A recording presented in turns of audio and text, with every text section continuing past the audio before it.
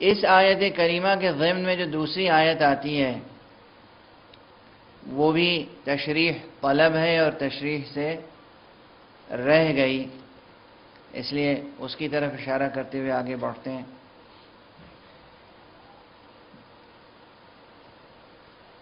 جس انداز سے سورہ مبارکہ عنکبوت میں یہ کہا گیا ہے کہ احسب الناس ان یترکوا ان یقولوا آمنا وهم لا یفتنون، کیا لوگوں نے یہ سمجھ رکھا ہے کہ وہ چھوڑ دیے جائیں گے صرف اتنا کہنے پر کہ ہم ایمان لے آئے اور آزمائش نہیں ہوگی؟ بالکل اسی انداز سے ایک بات اور اس کے بعد کہی گئی ہے، احسب الناس احسب الذین یعملون السیئات ان یسبقونا ساء ما یحکمون۔ احسب الذین یعملون السیئات ان یسبقونا، کیا جو لوگ برائیاں کرتے ہیں، جو لوگ گناہ کرتے ہیں، انہوں نے یہ سمجھ رکھا ہے کہ ہم سے آگے نکل جائیں گے؟ یہ بھی بڑا غور طلب مرحلہ ہے۔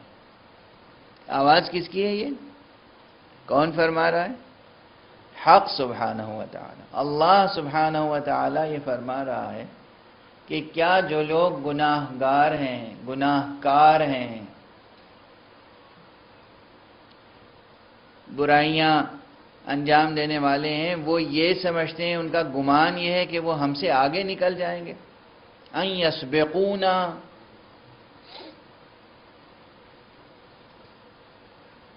ساء ما یحکمون، یہ جو فیصلہ کرتے ہیں کیسا برا فیصلہ کرتے ہیں، کیسا برا فیصلہ کیے بیٹھے ہیں۔ ان دونوں مضامین میں ربط ہے، آزمائش اور امتحان کے مضمون میں اور اس آیت کے مضمون میں ایک خاص ربط ہے۔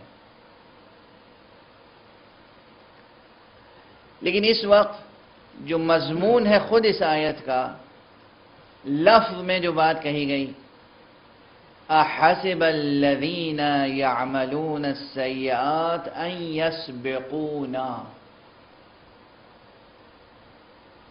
یسبقونا، سبق یسبقو، سبق یعنی آگے بڑھ گیا، آگے نکل گیا۔ اب یہ گویا ایک معقول حقیقت کو محسوس مثال سے سمجھا رہا ہے قرآن مجید۔ بات اللہ سبحانہ و تعالیٰ کی ہے، لیکن آپ تصور کریں کہ جیسے آگے آگے کوئی چلا جا رہا ہے، دوڑا جا رہا ہے، بھاگا جا رہا ہے، اور وہ چاہتا ہے آپ کی گرفت سے بچ جائے، اور پیچھے پیچھے آپ دوڑ رہے ہیں اس کو پکڑنے کے لیے۔ وہ آگے بھاگنے والا یہ سمجھ رہا ہے کہ ہم نکل جائیں گے، بچ جائیں گے۔ یہ ایک تشبیہ ہے جو چھپی ہوئی ہے اس لفظ میں۔ یہ لوگ جو دنیا میں اپنے اقتدار میں مست ہیں، اپنے سرمایہ پر نازاں ہیں، اپنی قضائی تدبیروں پر نازاں ہیں، اپنی دنیاوی عقل پر نازاں ہیں، دنیا پرست عقل پر نازاں ہیں، کیا یہ سمجھے بیٹھے ہوئے ہیں کہ یہ دست قدرت الہیہ سے بچ جائیں گے؟ یعنی اللہ کے قابو سے یہ نکل جائیں گے؟ یہ ممکن نہیں ہے، یہ ممکن نہیں ہے۔ یہ لفظیں بدل کر قرآن مجید میں یہ مضمون دوسری جگہوں پر اس طرح بھی آیا ہے کہ کیا یہ سمجھتے ہیں کہ ہمیں عاجز کر دیں گے؟ کیا یہ سمجھتے ہیں کہ ہمیں عاجز کر دیں گے، ہمیں بے بس کر دیں گے؟ یہ نہ ہمیں عاجز کر سکتے ہیں، نہ ہمارے قابو سے باہر جا سکتے ہیں۔ یہ جو فیصلہ کیے بیٹھے ہوئے ہیں یہ غلط فیصلہ ہے، یعنی انہوں نے ہماری قدرت کے بارے میں غلط اندازہ لگایا ہے، قدرت الہیہ کو سبک جانا ہے، محدود سمجھا ہے۔ دوسرے رخ سے قرآن مجید نے یہ بالکل ابتدائی مرحلہ ہے اس بحث کا، اور بالکل انتہائی مرحلہ وہ ہے جہاں قرآن مجید نے کہا ہے کہ وما قدر اللہ حق قدرہ، انہوں نے اللہ کی قدر نہیں کی جیسی قدر کرنی چاہیے تھی۔ یہ سرا ادھر کا ہے، وہ سرا ادھر کا۔ یہ بحث کہاں سے کہاں تک یہ بحث دراز ہے۔ ایک طرف یہ ہے کہ یہ جو بدکار ہیں، یہ جو بدعمال ہیں، یہ جو برے کام کرنے والے ہیں، یہ کیا سمجھتے ہیں؟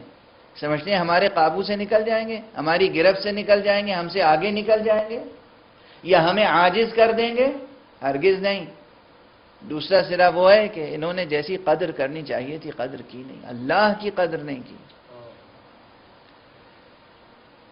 یہ ایک بہت بڑی بحث ہے۔ اس میں اگر اس بحث کو حل کر لیا جائے اور سمجھ لیا جائے تو بہت سے وہ شکوک و شبہات جو ذہنوں میں آتے ہیں، اور انسان کبھی کبھی گیلہ مند ہو جاتا ہے، شکوہ سنج ہو جاتا ہے اپنے رب سے، اپنے خالق سے، وہ گلے شکوے دور ہو جائیں گے۔ خالق سے بندے گلہ مند ہوتے ہیں اور ہونے کا حق ہے۔ اگر رشتہ محبت کا درمیان میں ہے تو گلے تو پیدا ہوں گے۔ اگر محبت کا رشتہ درمیان میں ہے وہ رہنا چاہیے۔ بندو اس ناز بندگی کو پیدا کرو کہ رب سے روٹھنا بھی سیکھو، رب سے ضد کرنا سیکھو، وہ ناز بندگی پیدا کرو۔ یہ ناز بندگی وہیں پیدا ہوتا ہے کہ جہاں آزاد مردوں کی زندگی ہوتی ہے۔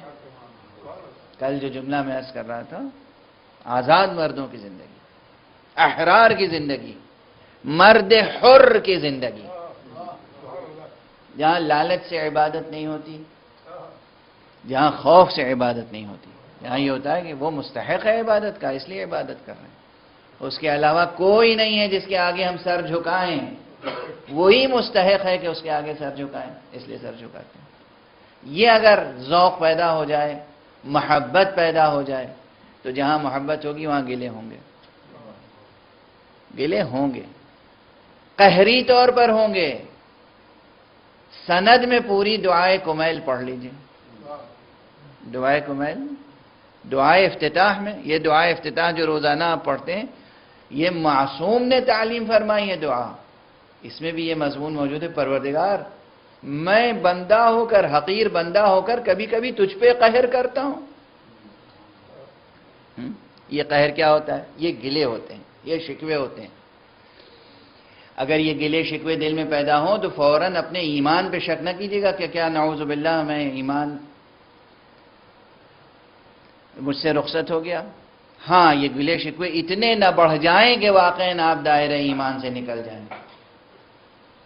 مثلا گلے شکوے مومن کے دل میں عام طور پہ پیدا ہوتے ہیں کہ پروردگار تو قادر مطلق ہے، پھر بھی ظالموں کی رسی دراز ہے۔ پروردگار محمد تیرے محبوب ہیں، تو نے کیسے برداشت کیا کہ تیرے محبوب پر ظلم ہو؟ ایک یہ بھی ہوتا ہے۔ پروردگار یہ تیرے اولیاء زندگی میں بھی مظلوم رہے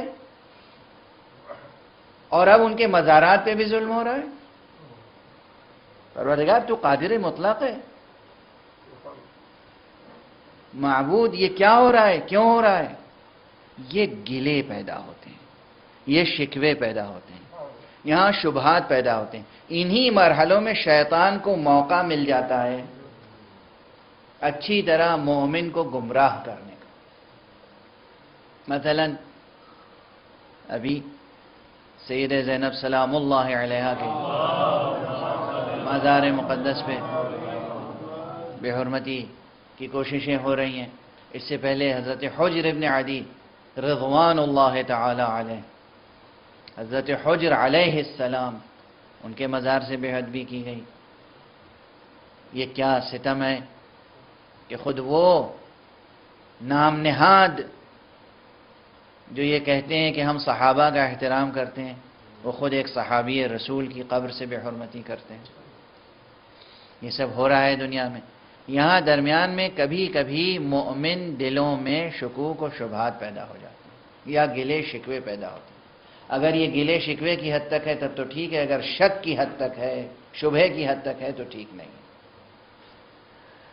کہ پروردگار یہ سب کیا ہو رہا ہے، تو قادر مطلق ہے۔ مثلا یہاں بڑی تفصیلی بحث کی ضرورت ہے یہاں پر، اور میں سہم کے بحث چھیڑتا ہوں اس لیے کہ دامن وقت میں گنجائش نہیں ہوتی ہے۔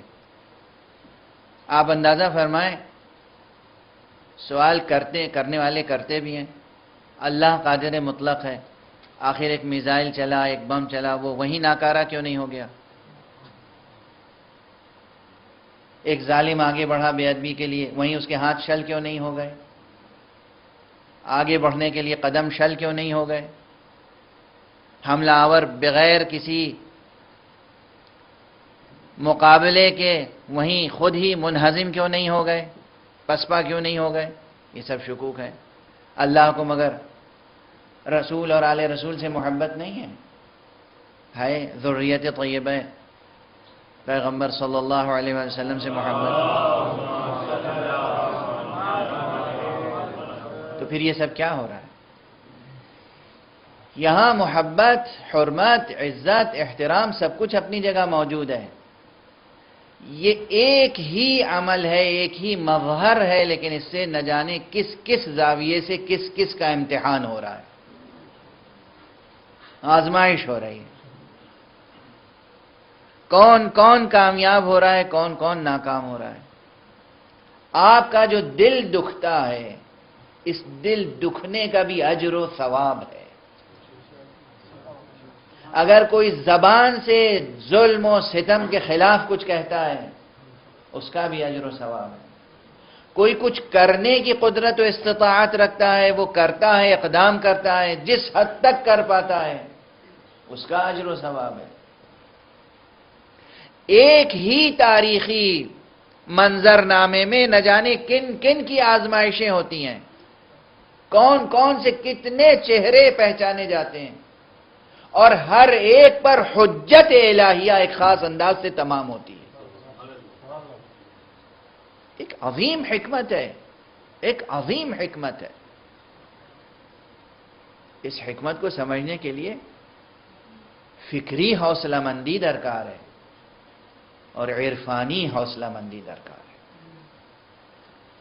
لیکن اس سب کے باوجود یہ اعلان اپنی جگہ ہے کہ جو بھی ستمگار ہیں، جو بھی ظالم ہیں، وہ پروردگار کے دست قدرت سے بچ نہیں سکتے۔ کیا نمرود بچ گیا، یا حامان بچ گیا، یا شداد بچ گیا، یا فرعون بچ گیا جو آج کے یہ فراعنہ بچ جائیں گے؟ ہرگز نہیں۔ ممکن نہیں ہے کہ یہ عذاب اخروی سے اور عذاب دنیاوی دونوں سے بچ جائیں، عذاب دنیاوی بھی اور عذاب اخروی بھی۔